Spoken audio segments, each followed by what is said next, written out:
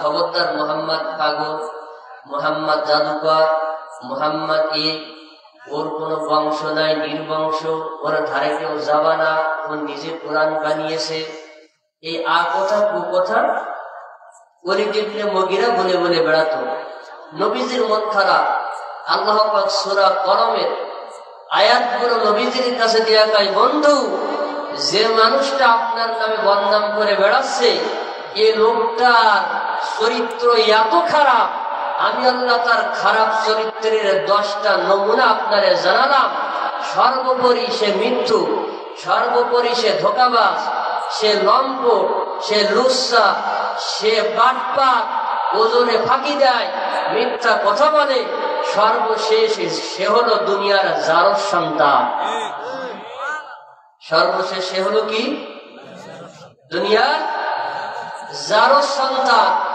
কারণ যারা জারজ সন্তান হয় এদের 9টা বদ অভ্যাস আছে। কয়টা? 9টা। এর ভিতরে সর্বশেষ আল্লাহ পাক রব্বুল আলামিন বলেন, উতুল্লিম বাদা যালিকা জানিম। বন্ধুরে, ও যতই কথা বলে বেড়াক না কেন, ওর কথা একটাও সত্য নয়। কারণ যে জারজ সন্তান হয় তার মুখ দিয়ে কখনো ভালো কথা বাহির হয় না। কথা ঠিক না? তাহলে নবীজির জামানায় আল্লাহ আয়াত নাযিল করে ওয়ালিদ ইবনে মুগীরাকে জারজ সন্তান উপাধি দিলেন। আমাদের বর্তমান সমাজেও যারা কোরআনের আলোচনার বিরোধিতা করে, কোরআনের বিরোধিতা করে, কোরআনের মাহফিলের বিরোধিতা করে, মনে করতে হবে এদেরও ওই রকম ওয়ালিদ ইবনে মুগীরার মতন জন্মের ত্রুটি আছে।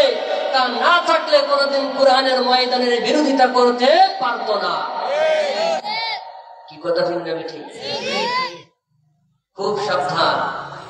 আল্লাহ যখন ধরবে এমন কায়দায় শেষ করবে বুঝতেও পারবো না। আবু জাহেল কি বললো? লা তাসমাউ লিহাযাল কুরআন, খবরদার তোমরা কেউ কোরআন শুনতে যাবা না। এই আইনটা দারুন নাদওয়ায় পাশ করে দিল আবু জাহেল। আবু জাহেলের নাহিদ কিরামের নাম ছিল দারুন নাদওয়া। পরামর্শ ভিত্তিক আইন চালু করিয়া দেয়, মুহাম্মাদের কোরআন কেউ শুনতে যাইবা না। সবাই প্রচার করিয়া দাও, এক এক সাইটে মানুষ ফিট করিয়া দাও। দূর দূরান্ত থেকে যত মানুষ আসবে এক সাইডে বলবে ওয়াজ করবা, বাইতুল্লাহ তাওয়াফ করবা, কিন্তু মুহাম্মাদের কাছে যাবা না। আর এক সাইডে বলে তাওয়াফ করবা, কিন্তু জাদুঘরের পাল্লাই যেন পড়িও না। আর এক সাইডে বলে বিভিন্ন রাষ্ট্র থেকে মানুষদেরকে বললো তোমরা আসছো কাবা তাওয়াফ করার জন্য, এ কাবা তাওয়াফ করবা, খবরদার কোন মিথ্যাবাদীর পাল্লাই যেন পড়িও না। সবার কানে যখন এই কথাগুলো ঢুকিয়া যায়, তো শেষে সবাই বলল এ মৃত্যুকের সাথে দেখা না করে যাওয়া যাবে না, এ জাদুকরের সাথে দেখা না করে যাওয়া যাবে না। কে জাদুকর, কে মিথ্যাবাদী? আবু জাহেলের লোকজন বলে মুহাম্মদ আব্দুল্লাহর পর মুহাম্মদ মিথ্যুক, জাদুকর, গণ। সবাই আসিয়া মুহাম্মদের নবীর কাছে যেই মাত্র আসে, নবীর আদর্শ দেখিয়া সবাই কলেমা পড়ে মুসলমান হয়। দলে দলে মানুষগুলা যখন কলেমা পড়িয়া নবীর হাতে কলেমা পড়ে মুসলমান হয়ে যায়, এ খবর মিস্টার আবু জাহেলের কানে চলিয়া যায়। আমরা এত কান পড়া দিলাম, আমরা এত আইন চালু করলাম, এত কিছু করলাম, কিন্তু সবাই যে মুহাম্মাদের কাছে গিয়া মুসলমান হয়ে যায়।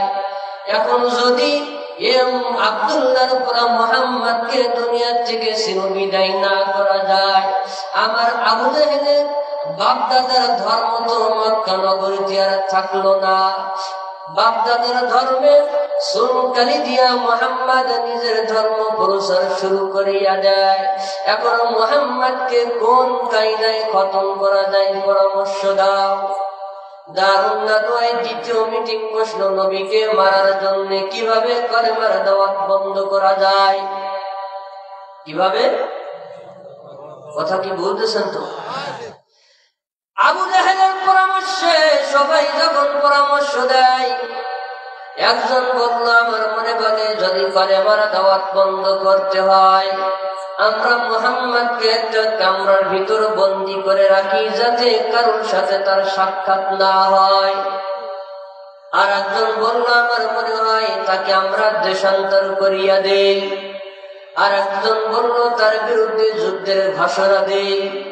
আর একজন বলল না, এ সমস্ত কোন কাজ কারবারে হবে না, ডাইরেক্ট তাকে হত্যা করে দেই, মেরে দেই। এইভাবে এক একজন এক একটা পরামর্শ দেওয়ার পরে আবু জাহেল সিদ্ধান্ত শোনাবে।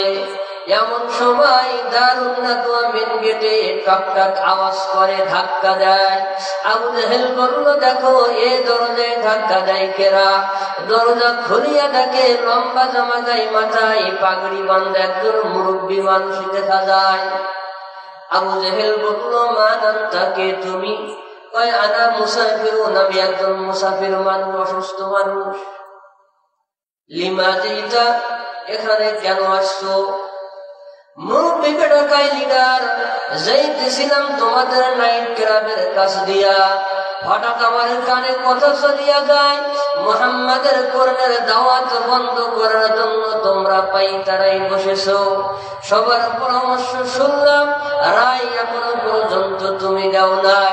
তোমার রায় দেওয়ার আগে যদি আমার একটা কথা বলার অনুমতি তুমি লিডারে দিতা, আমি মুরব্বী মানুষ, বয়স হয়ে গেছে, দুনিয়ায় আর কয়দিন বা বাঁচবো, আমি তোমার একটা পরামর্শ দিয়ে মারতাম।